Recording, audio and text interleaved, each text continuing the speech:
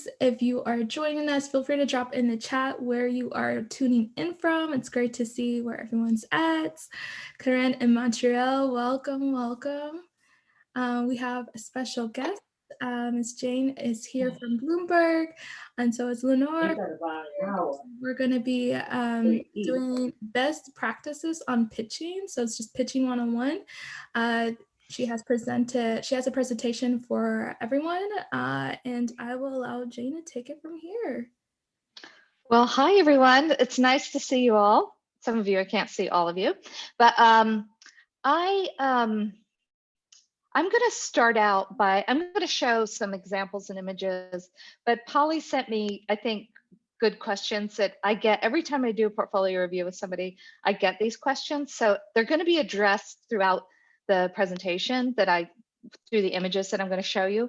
But one of the things that I always tell people, and I will preface this by saying this is just me, what I do at Bloomberg Business Week and at Bloomberg, and other photo editors everywhere else probably have different ideas, and I can only speak for what I'm doing and where I sit. So one of the things is I love pitching stories. I pitch to editors every week, and I can't say that there's a bad pitch. Sometimes there are pitches that aren't quite right for us. And I do try to help photographers both work with their pitches to get them somewhere else, if it's something they're working on long term. But there are just some things. There's never, one of the things is how much do you include in a pitch? And I always tell photographers, the simpler it is, the better for me, unless it's something you've already shot and you have a presentation PDF. I love getting just like a couple sentences, like, I was thinking about shooting this, or this is something I'm interested in shooting, or I'm already shooting this. And just, it doesn't even have to be photos. If I know what your work looks like and I can look at your website, or you can send a few images and say, this is what I want to shoot. I find I have photographers around the world who, no lie, pitch to me every week. Some of them send me multiple pitches when they send it, like, I want to shoot this, I was thinking of this is interesting to me. And I always tell photographers, you are the eyes around the world for me. You're in places where maybe I'm not. If you're outside of New York, even if you're in New York, you're in your community, you're shooting whatever it is you're interested in shooting. And maybe, you know, sometimes it may dovetail, something you sent to me might dovetail with something we're already working on. And there's also hundreds of stories that I don't know about that we're working on, because Bloomberg is a very big media organization where people are assigning stories and working on stories around the world all the time.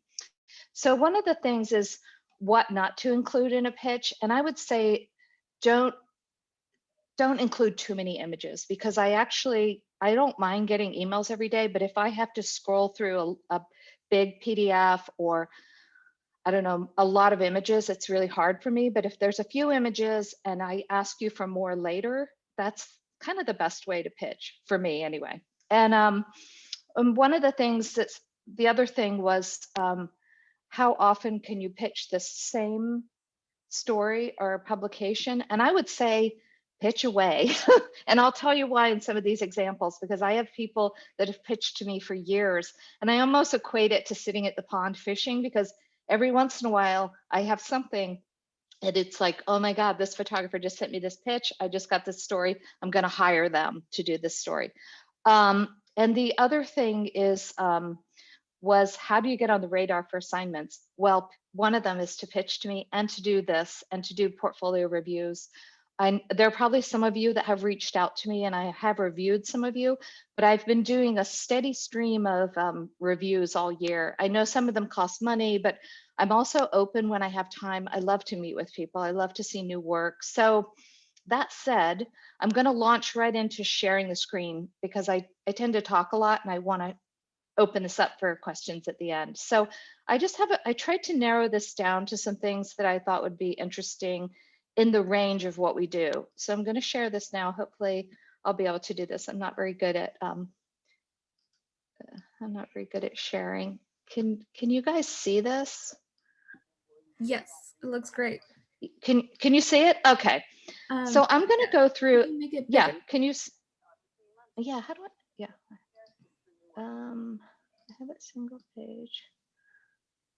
How do I make it bigger? I'm sorry, I don't have a Mac. You should be able to go to view, Jane. Go to view. Yeah, Oh, I see. I have I have it as thumbnails. I'm in single page. Jane, Okay. you go to view, and then you go. Yep. Then you go to Full slideshow. show, yeah. The slideshow. Yeah, At towards the the bottom. Oh, okay. Oh, thanks. Thanks, y'all. See, I'm sorry. I don't do Zoom that often. So, okay. So, so it's going to go through though. Is there a way I can stop? Yeah, so to prevent it, you put it on the pause, Or and the pause button. then you just click if you need to. Oh, here. Okay. Yeah. I'm going to back up. Okay. So I'm going to start with this. This is a photographer, Julia Dermonsky, and she is based in New Orleans and does environmental work. She works mainly for an environmental blog, and she does oil, gas, fracking. So she's been a person that has sent me her work for years. She sends me what she's working on, and she covers a lot of the Cancer Alley in Louisiana. But this was a story that she actually shot in Southwest Florida a couple years ago when they were having a terrible, they were having the algae and the red tide. And it was all shot, and she was just looking for a place to publish it. So I pitched it along to some of the editors, and one of our editors writes about climate change a lot.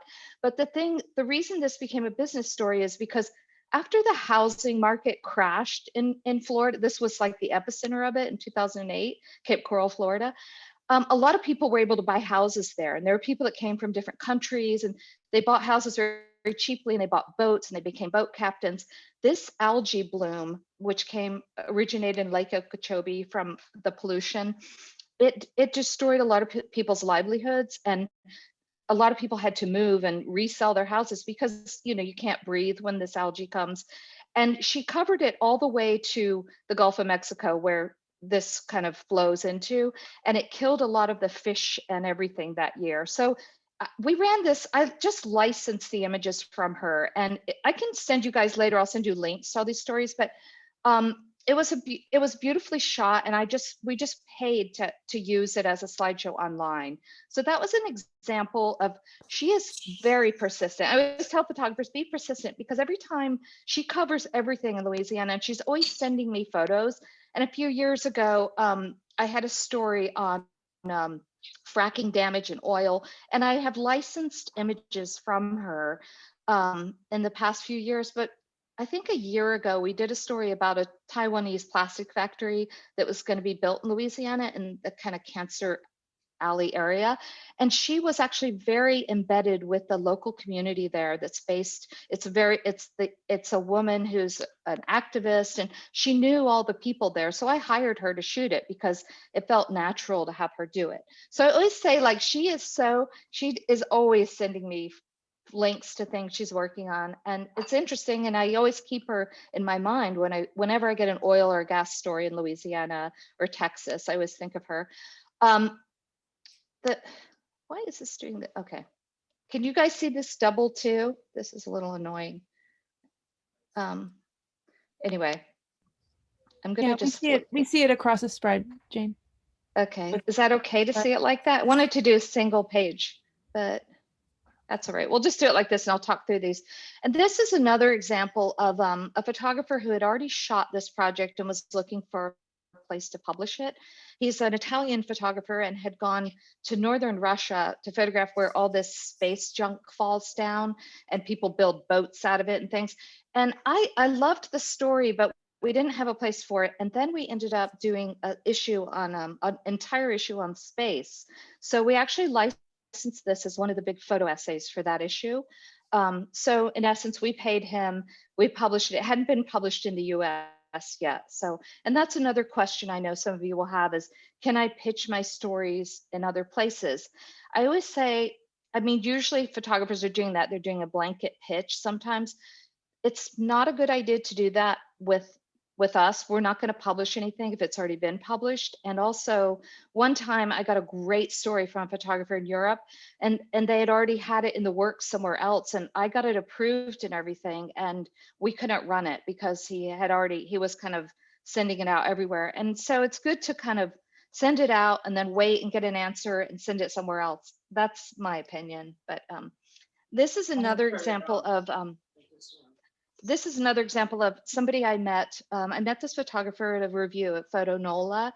He shoots a lot for National Geographic, but he had pitched me a huge story on comparing uranium mining in the Navajo Nation to Greenland. And it was the scope of the story was great, but it was huge. It was something we couldn't have tackled. It would have been like a book project.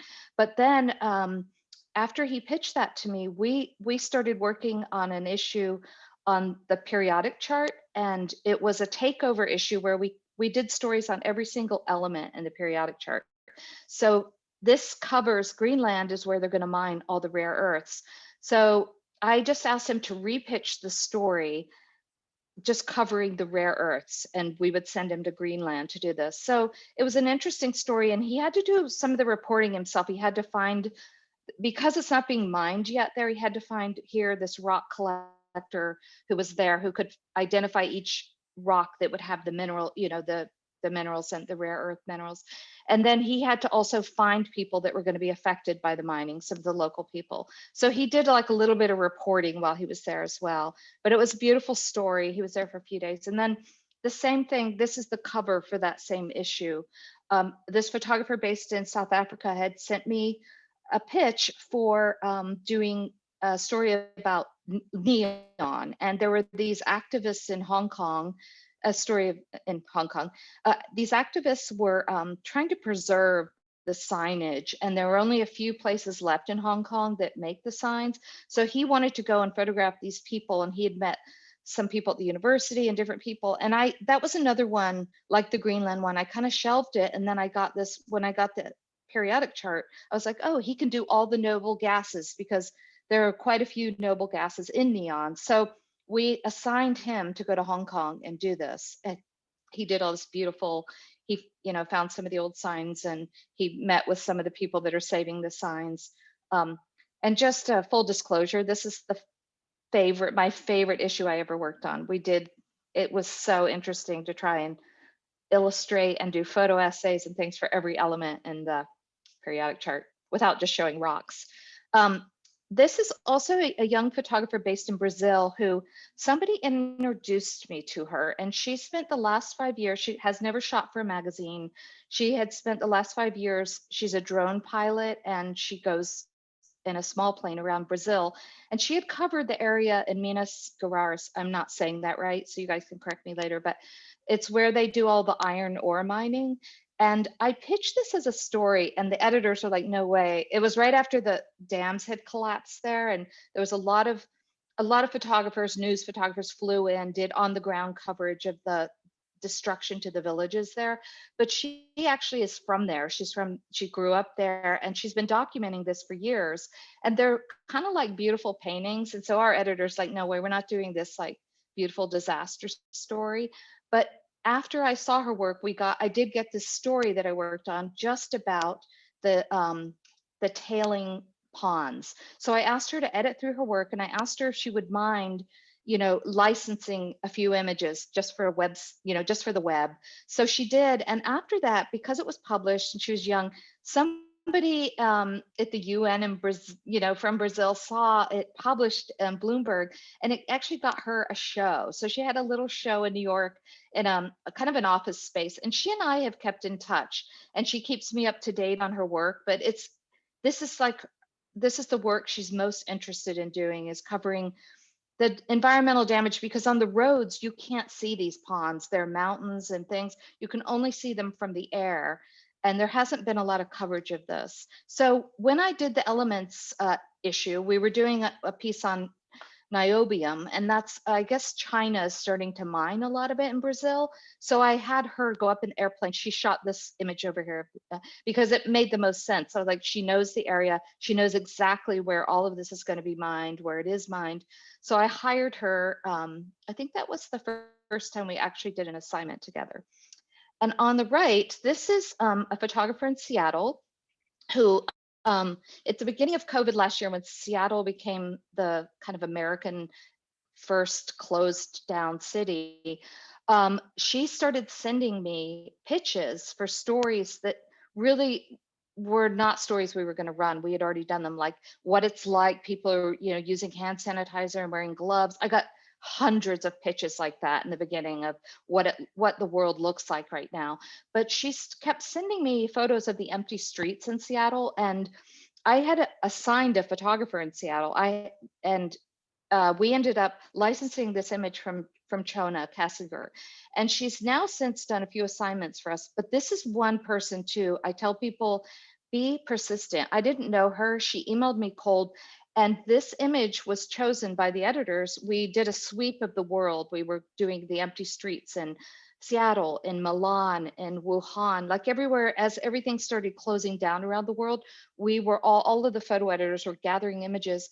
And this image kind of struck everyone as an image that kind of felt like anywhere, unless I guess you're from Seattle. It felt like it could be Hong Kong or Europe, maybe not Europe, but in any case, she was thrilled. She never had a magazine cover, and since then she's done a few assignments for us. But her persistence is amazing, and she still pitches to me all the time. So the same thing with this cover with Trump on it. I kind of hate showing this, but I want to show it as an example of, there's a publisher in New York, Chris Graves, and he's always pitching me photographers that he publishes books with. And this photographer, Marshall Schuttel, I think that's how you say his name. He was doing a pre-election road trip around America, and this image was chosen. We cast a wide net trying to figure out, this was one of our pre-election issues, and we were trying to figure out what to put on the cover. And this really illustrated the story well, the idea that Trump, even if he doesn't win, the Trumpism is going to stay in this country. So Marshall, while he was just part of a bigger group of photos that we gathered, I didn't use the pitch, but when people pitch things like that, I keep all my pitches. And when I get something like this, I was like, oh, I have all these stories from photographers that were doing, kind of road trips, looking at what the election looks like around America.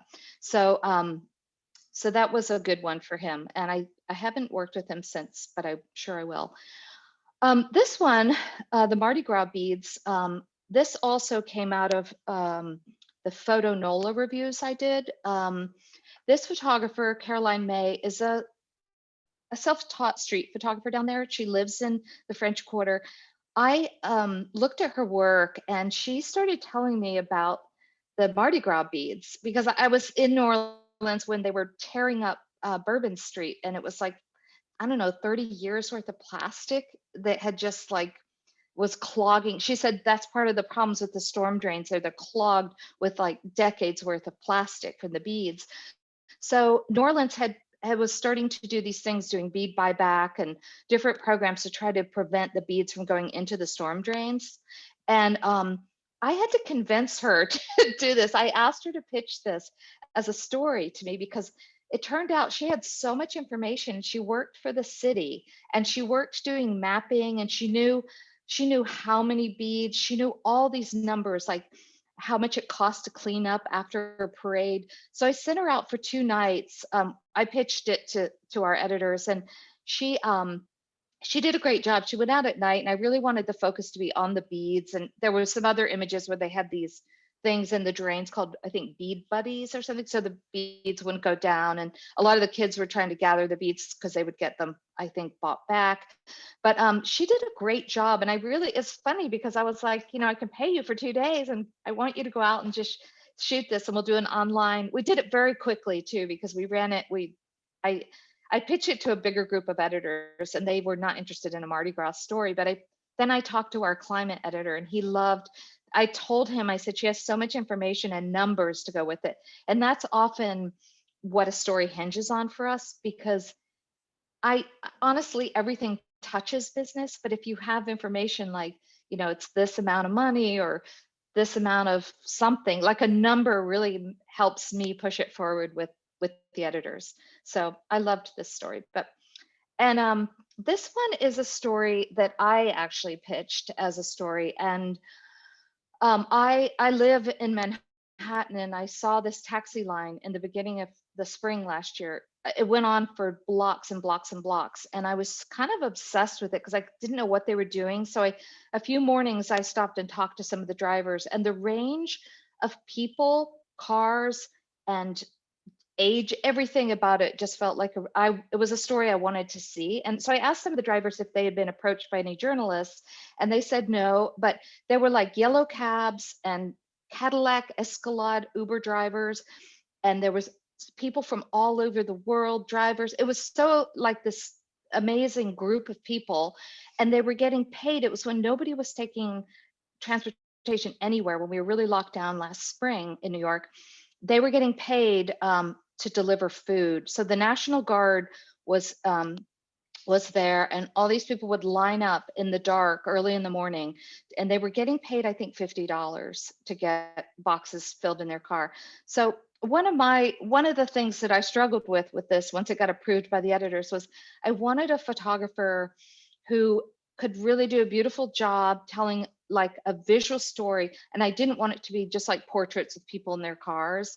So I had saved years ago this blog post of Don Brody. He had shot a series like this. I'm going to show you the reference, of Nigerian taxi drivers. And I told him, and he asked me, can I shoot it on film? And I said, yes, because we have time. And so everything was shot on film. And I love the photos for this, but this was the inspiration. And I like to show this because I want to tell you, when I like something and I see it on a blog, I save it. And when I'm setting up an assignment, I often go through all of my various resources, and this is one of them. And I told him, I want the story to feel like your story of, just like capturing this environment.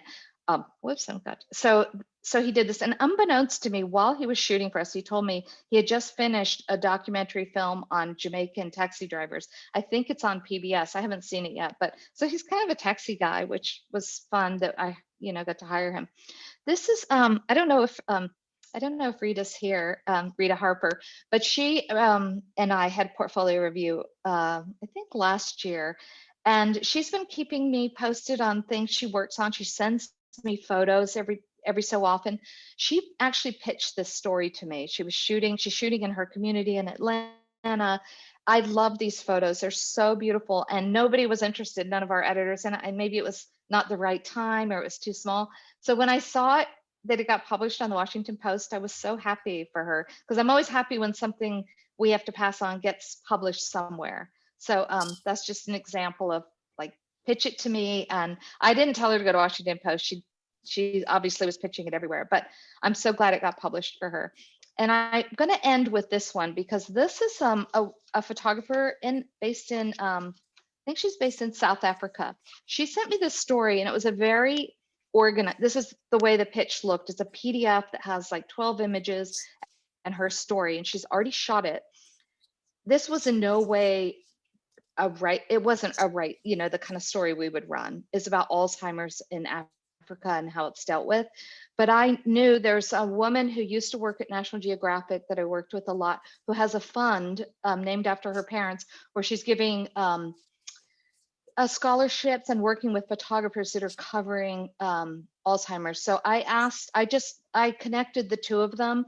And so the photographer now got a year-long mentorship with Sarah Lean, who used to be the director of photography at National Geographic. So one of the things that I try to do is try to think of a place, if your work isn't right for us, I love to try to figure out where might be a good place for you to send your work. And that's something I'm happy to do when I can, if I can. But again, I'm going to stop sharing now. So, but I will always look at everything, and I know I probably get 100 pitches, a week, and I look at them, and sometimes they're just things right away. I know they're not right for us, but sometimes I will massage. I mean, this is just the tip of the iceberg too, of things that I've licensed, that I've assigned, and sometimes it might take a few iterations, and we can massage a pitch. And I try also, to find the editor that will be interested in it. But again, sometimes I might send it to a group of editors and they'll say, hey, we're about to do a story on that. That happened to me recently in Canada. Somebody pitched a story about the pipeline, and she said, oh, we're going to do that next week. So I hired that photographer. So sometimes it is a matter of who's in my face, and I will remember that work. But one of the things I love about my job is that I get to pitch stories and I get to look at so much work. So I only speak for myself. There are probably other people that would disagree and hate getting so many emails, but it's something that I love doing. And it also allows me to build my Rolodex in a way that if I get an assignment and I know you're doing a certain kind of work, I love to curate an assignment based on work somebody's already doing. That's like the richest kind of storytelling that I can do. So I think with that, I'm going to open it up to questions because I already talked for half an hour. So thank you so much for that thorough presentation. We do have some questions in the chat. The first thing I see is relating to licensing. Could you talk more about how licensing works? Yeah, I figured. I know. I'm sorry I didn't explain that. So licensing an image means if you've shot something and we want to run it, we want to publish it, we will pay you we pay based on how big an image runs in the publication. So for instance, if it's running small, we might pay you $200, and if it's running as a cover, you get $2,500. So it really depends on where it runs in the magazine, and it's a one-time usage, but we do run things on the web as well. And I have recently, I've also licensed things just for the web recently, because sometimes we don't have room in the magazine and we run more images online. As far as something that's shot, like for instance, that rocket space junk story that we ran in the space issue, that we would have agreed on a price for the whole package because it ran as a photo essay. It would be probably a little less than an assignment, but we paid based on how many. I think we licensed 8 images of his. So, and it ran across, I think it ran across three spreads. So really that is something that's open to negotiation, but we do have a page, what we call page rate. And I think it's pretty much in line with a lot of magazines. And I will say this, if you are approached by someone, never give your work away. And I know it's funny because sometimes I look on Instagram and Flickr for photos, and I've reached out to people who send me the angriest first email is, I don't give my work away. So I always preface now, if I'm reaching out to somebody I don't know, I always say, we pay licensing fees, meaning we will pay if we use your image, and we're not going to steal it. And I'm never going to ask to use something for free. So I'm a huge believer that photographers should get paid for their content in the same way writers do. And I know there are places that sometimes try to buy. I recently was, a photographer pitched me a story that got accepted somewhere else, but they wanted to pay him so little for this whole story that's like his 4-year body of work. And I told him, don't do it. And but it really depends if you're looking to get published, because it does help you to have things published online or in a magazine, of course, and it helps you. That's how people get ahead, and that's how they get assigned once people see their work. But it is good to always try and get a license for something, which means, get some money. So did I answer that correctly? I don't know. No, that's great. There's a follow-up in the chat from Christina asking, will you still use images that we posted on our personal website or Instagram? Yeah. Yes, of course. Yeah. Although, we do that. For instance, if I'm assigning somebody, and I have had this happen, you should never, if you're doing an assignment, you should never publish anything on social media or your website until it's been published. And I've actually had to have people take things. I know they get excited sometimes, and I've had to ask people to take things off of Instagram because, one, I would get fired and you'll get fired because it's really proprietary until we publish, until it's published. If I'm asking you to go somewhere and shoot something, I usually tell people to wait until once it's on the web, then you can do whatever you want. You can put it all over your social media, which is great. But before then, it shouldn't go up. There shouldn't be any behind the scenes. There shouldn't be yeah, nothing should be released from a shoot that we've paid you to do. Thank you so much for that clarification. I think that is so important. I see a question from 10 Day. I hope I pronounced your name right. Please correct me if I'm wrong. Does the story depend on location with editors? Like sometimes story is considered too small because of the country, but maybe because the same story in the US or Mexico, for example, it will not be accepted, but not if it's Estonia, if that makes sense. No, I don't think, maybe I said that about Rita Harper's work, but there is nothing too small, because every once in a while I get something where it's surprising that the editors are interested, or we find out, okay, I'll give you an example. One of the first things I ever did, I had this photographer, he was moving from Brazil back to Europe, and he stopped over in Krakow, and he saw that all the young people were wearing masks. This was like 3 years ago, I think. And he pitched that, he's a person that he pitches to me all the time from all over wherever he's living. And he said, he found out that Krakow is like the second most polluted city.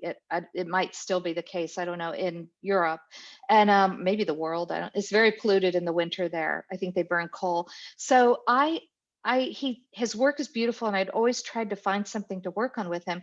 He found out when he was there that they couldn't keep these masks in the stores. People had to buy them to get through the winter.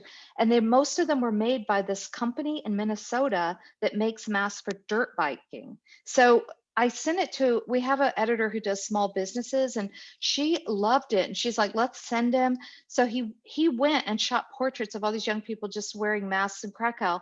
And he had to do a little bit of reporting. He had to ask them who made your mask, and some of them had homemade masks, and some, but the majority of them were from this one company that makes dirt biking masks. So that was kind of an interesting story, where when I first looked at it, I was like, I don't know how this is a business story. They're just people wearing masks. But we ran it as a spread, and it was just like a lot of portraits of people in their masks, which was super interesting. And that felt like a small story when I first saw it. I was like, how is this a story? But I feel like that's my job. You send me something and I'm like, how is this a story for us?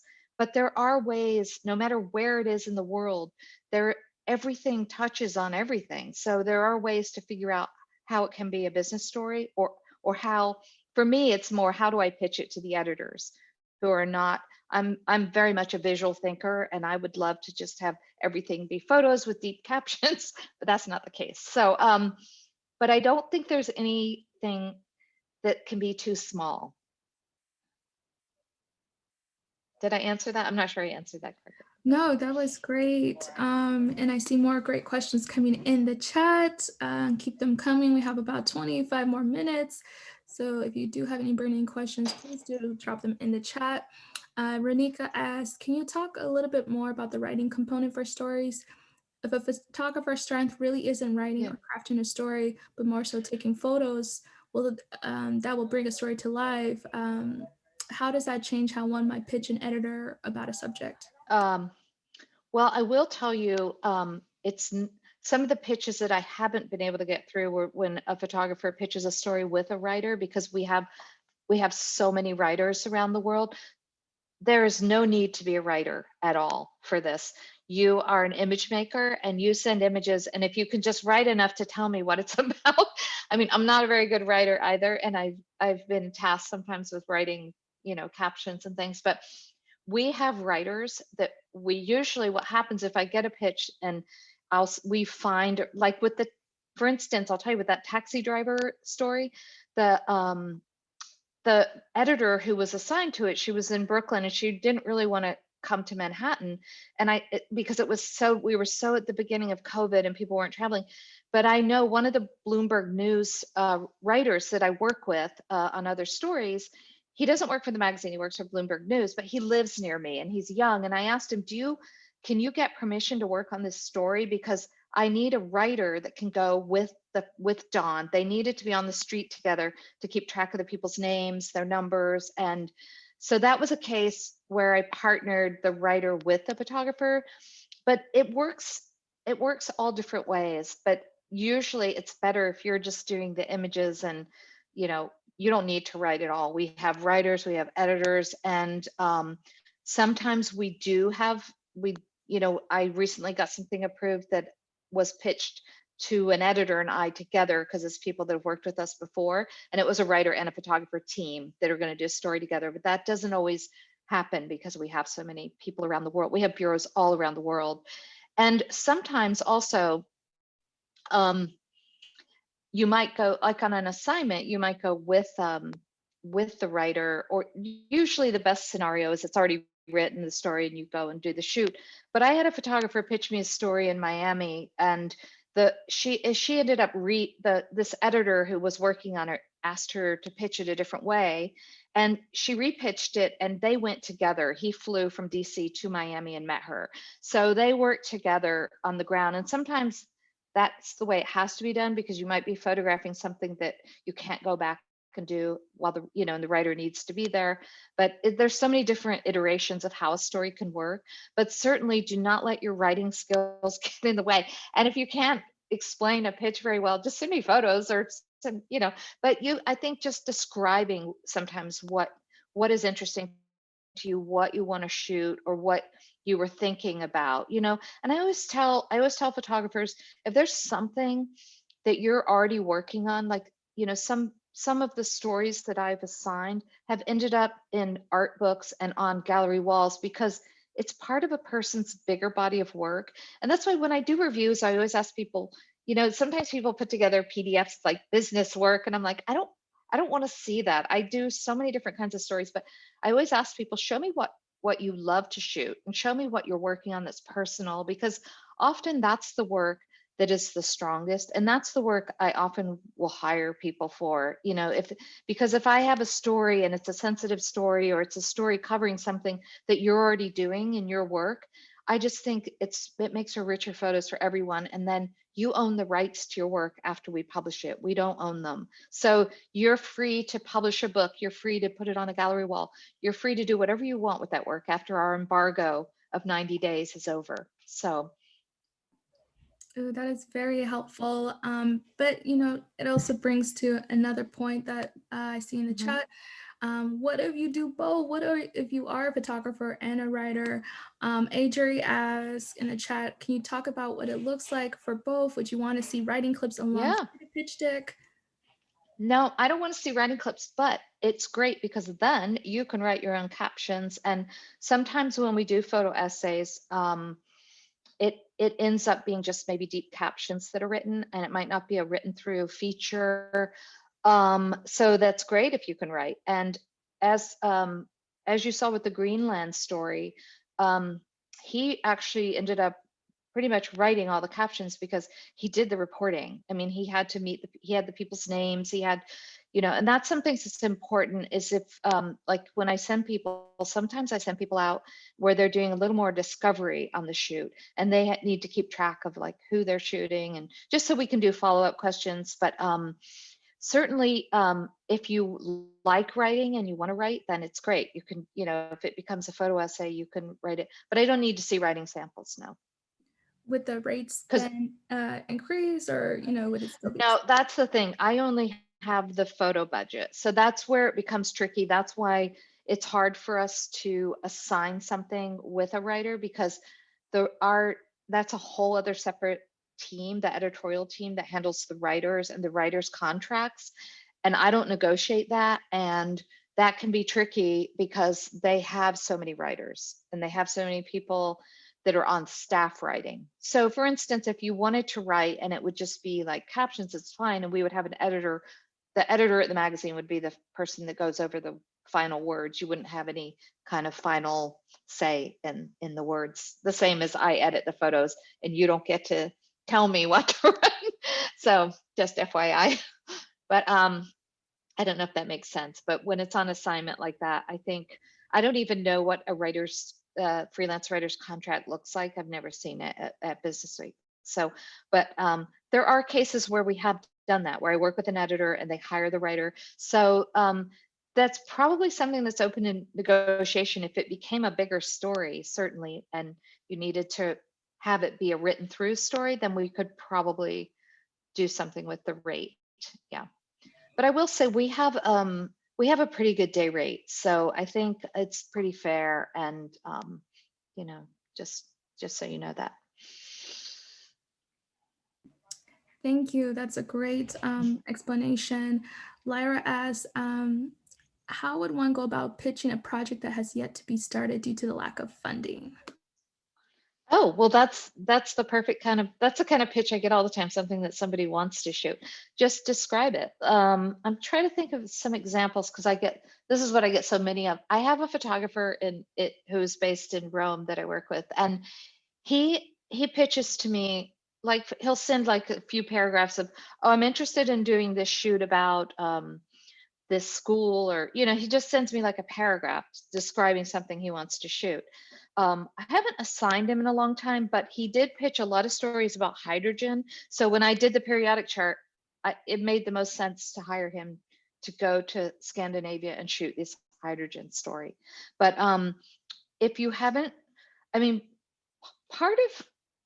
I'll say this, part of like getting magazine work, I feel if you have a project you're working on and you feel like part of it would be nice to publish in a magazine or get assigned, pitch it, because we're paying you to shoot it and we can run it as a story. And then you have the money from the assignment to maybe go on and figure out something else to do with your story and expand it. Or you've had part of it published, maybe somebody else will publish it. I say that because I have seen some of the things that I've assigned end up in other places, meaning that ends up in book projects, or people have been able to, a few people I work with just got Guggenheims, not from stuff that I assigned to them, but I'm always so happy to see that the work they're doing, and I hire them sometimes based on, they're doing landscape work or they're doing work about certain issues. And it's always rewarding to see that people, are trying all these different ways to get funding, because I know it's hard to get money to do a project you want to do, but I think that I feel like I'm in a place of privilege to be able to assign people. And I feel like if I do my job right and I do my job the best I can, then I'm assigning you to do something you're interested in. And it will take your work and further it, or at least give you exposure. Or, there've been a lot of cases where I have hired people for their first jobs, and it makes me so happy to see that they work again and they get hired. And once people see their byline actually printed or on the website, it helps them wherever they are in the world. I work with a photographer a few years ago in Nigeria, and he had never shot an editorial story for a US publication. And he was embedded with our writer and with these diamond executives from New York. And he did not only a beautiful job, they went around for a few days in this kind of security detail. He then got hired by the diamond company. When they went back, they hired him to shoot locally. And I felt a little bit like his mom. I felt so proud of him, and I feel so like his career has taken off and he's been able to do other things now.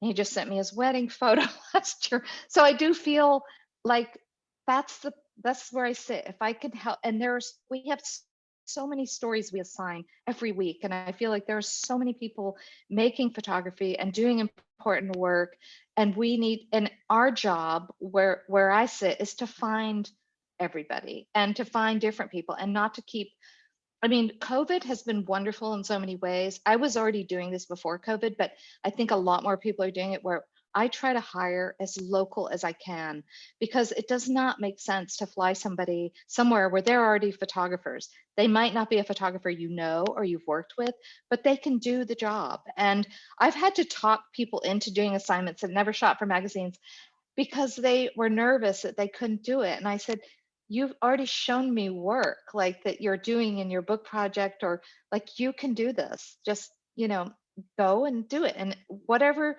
comes out of it is fine. Like sometimes I can't control a shoot for you. Like you might go somewhere. I always said this to this woman who was nervous. I said, you're going to a farm.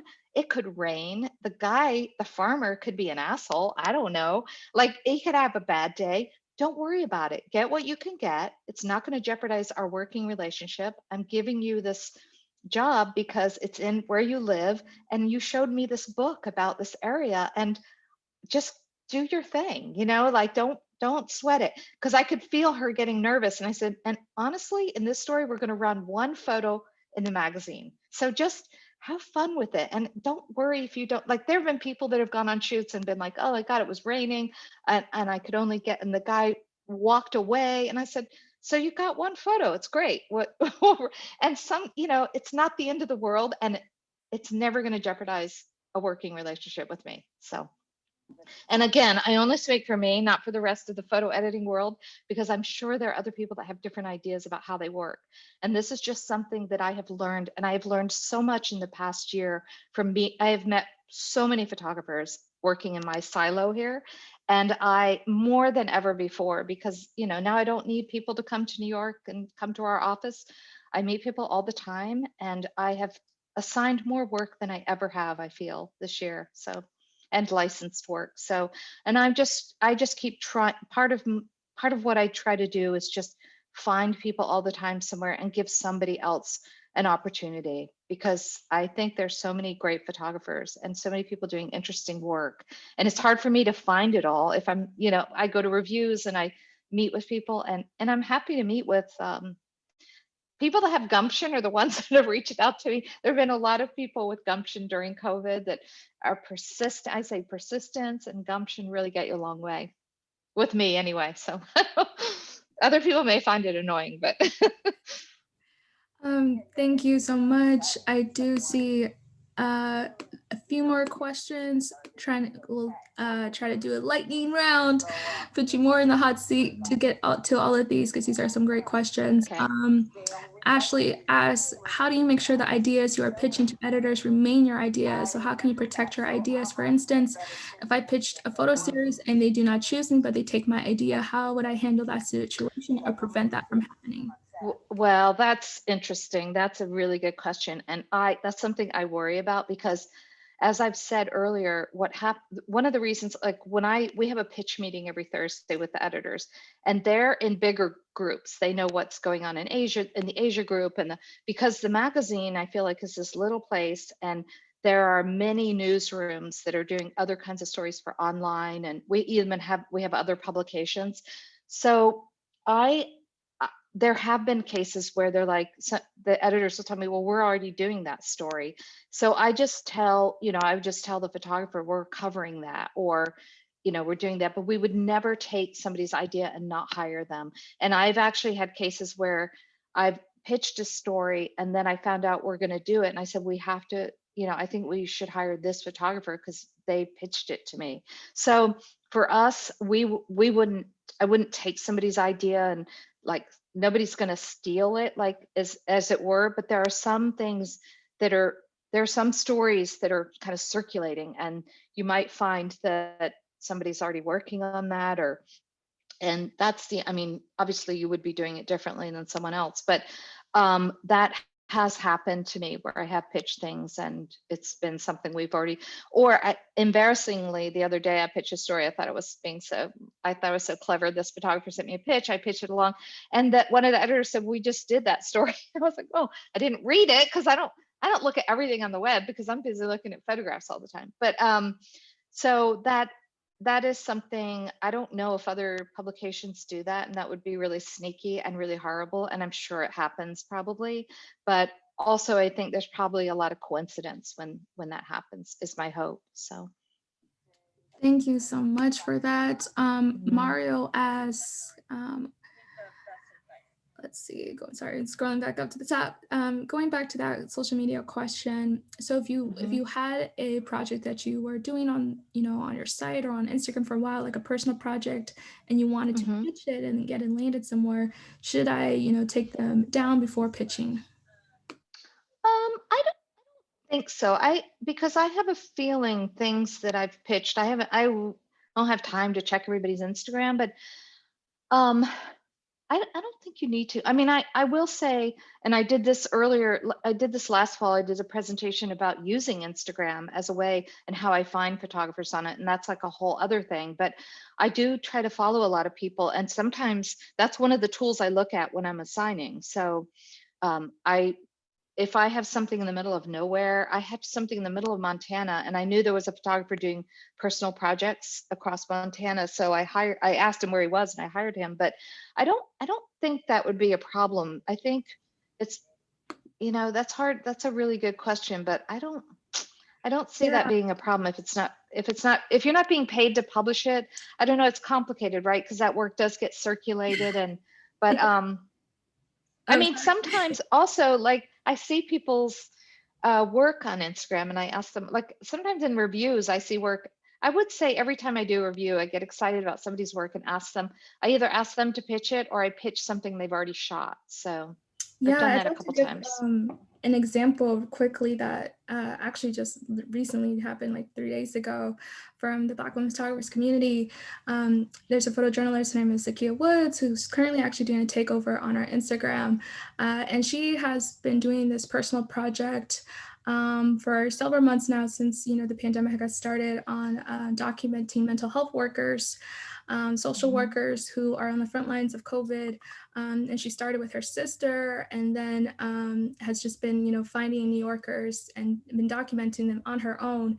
And then she did a portfolio review with Corinne of Reuters, and was expressed brought up the project to them, and they loved it and they ran it. And so with that said, I think some of those were photos that weren't published that they ran, for it can be fresh, for, it doesn't get complicated, because once you like post on Instagram, a lot of that gets complicated, like to your point of like, if you're trying to pitch it, try not to post it. But I think the photos that they ran were new photos, or photos that weren't published at least. But that was a personal project that she has been working on. But she just, gave it a fresh angle for that publication. So that's what I would recommend, Mario. Try to make it a fresh spin, because, it does get tricky, and in every place, like how Jane has been saying, will be different. And let's see. Okay, great. It's really helpful. Let's see. We have another question from Tesseret. Is it possible to pitch a long-term project timeline, like 6 months, and get commissioned to shoot it? And how often do you think long-term projects get commissioned? Cool. That's a good one. I haven't done that, and we honestly don't have the funding for that. I mean, if you're doing a long-term project and there's part of it we could publish, or maybe part of it we could assign, maybe, but we have a cap as far as, I mean, if it's something like, I'm trying to think of an example of something somebody's worked on. I mean, I can't really talk about it because I think it's going to be a bigger story for us, but I met somebody at a review who was working on a project for 4 years. It's like a fine art project.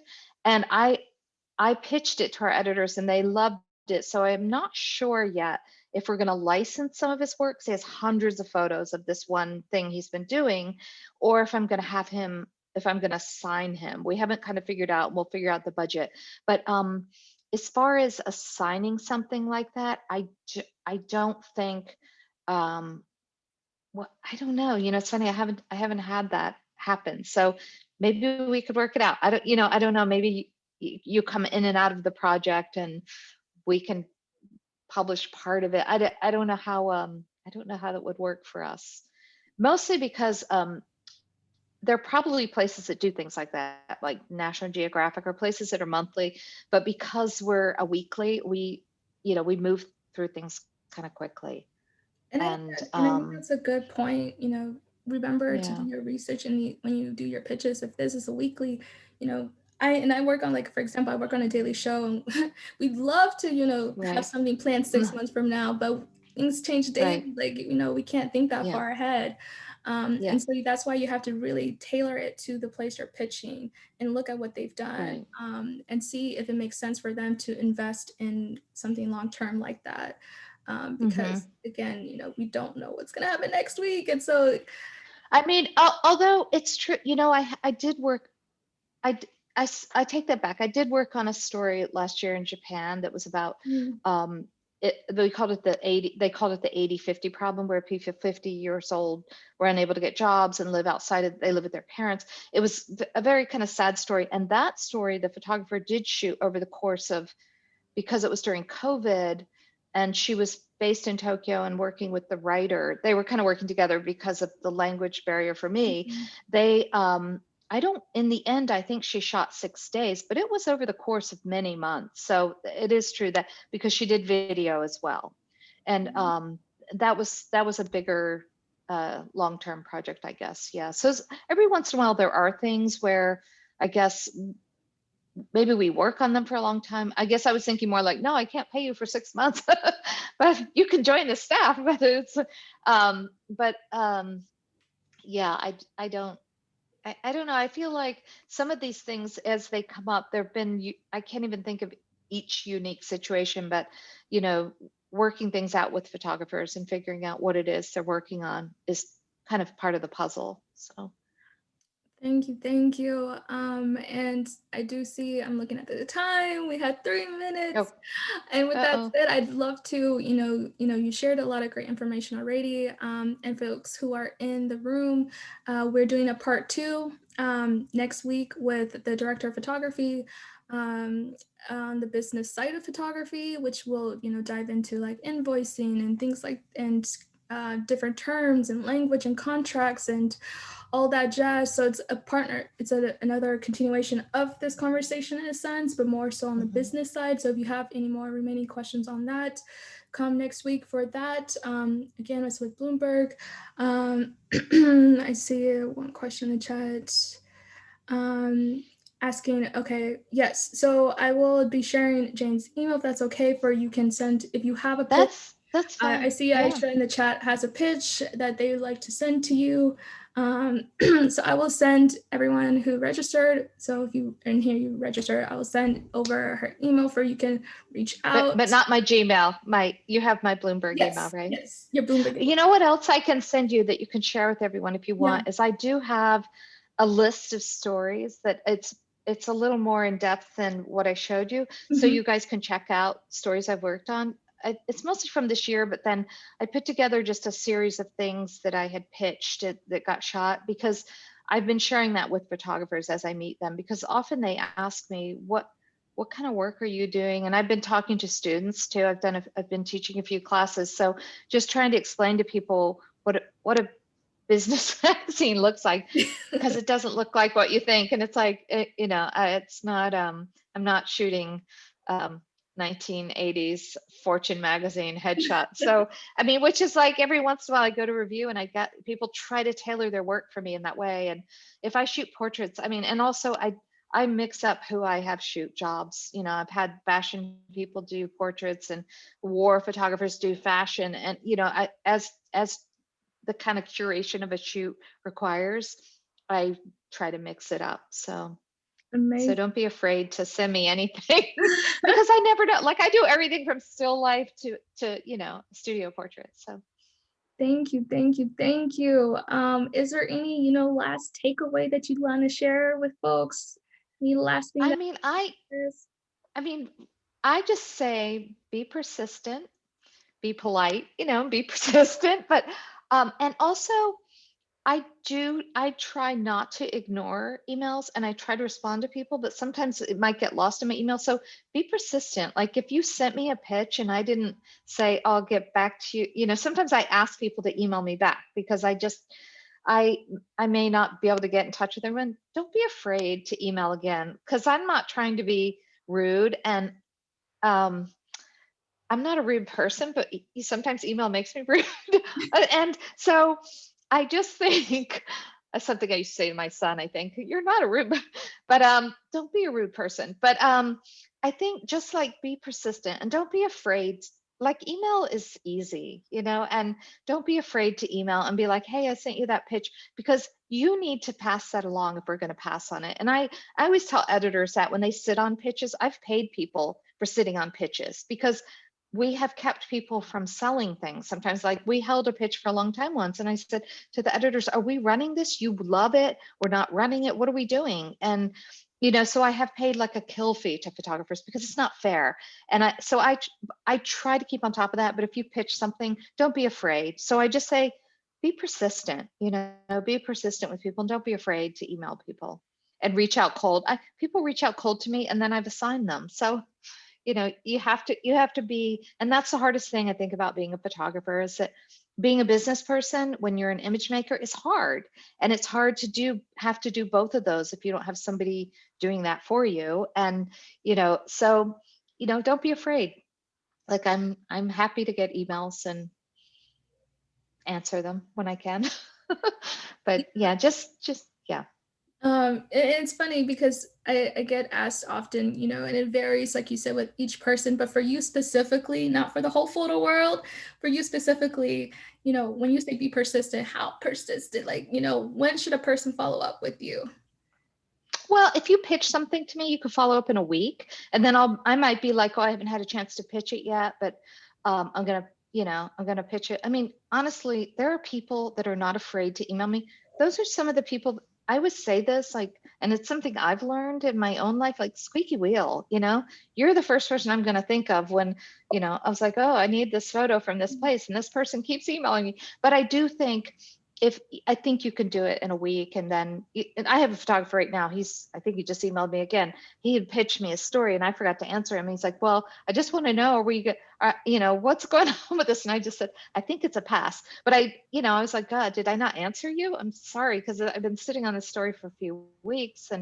But I've been doing this a really long time. I've been working in the photo industry for a really long time in many different ways. And I'm still learning, and I'm learning so much from dealing with photographers, but I do feel like this past year has been just the biggest learning curve for me ever. And I do think that I've tried to be more open, and I'm trying, I think being out of the office has really helped me, because we're in a very open office, and I don't even talk on the phone. When I do an assignment, I text, but I spend all my time talking now, so, which is different, but in my silo here at home, I'm not, I've worked with a lot of different kinds of people, and I was freelance for almost 20 years. So I've worked a lot of places, and I've learned a lot. So I feel that,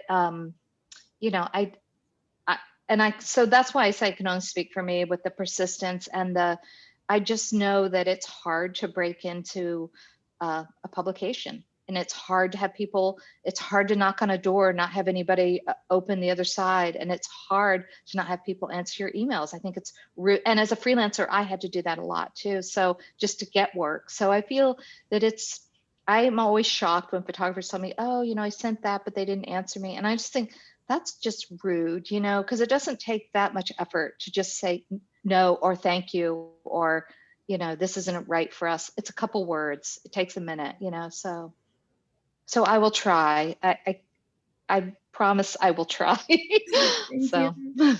you. Yeah. Thank you so much. I truly appreciate it. And I see a lot of great comments in the chat about how this was very informative. So thank you. Good. Jane. And next week, y'all, will be with her colleague, Ariel, talking about the business side of, photography. Mm-hmm. She's the director of photography. And she will be breaking that down for us. And, if anything else comes to mind from this, feel free to shoot me an email. Feel free to email Jane. And again, I will send the resources that she mentioned to everyone who registered. Yeah. And so thank you so much. And follow up if you have questions. Feel free to. I'll try to help answer anything I can. Thank you. It was so great to talk to all of y'all. Thank you. I hope you all have a great Friday. Bye, everyone. Bye. Thank you so much. Appreciate it.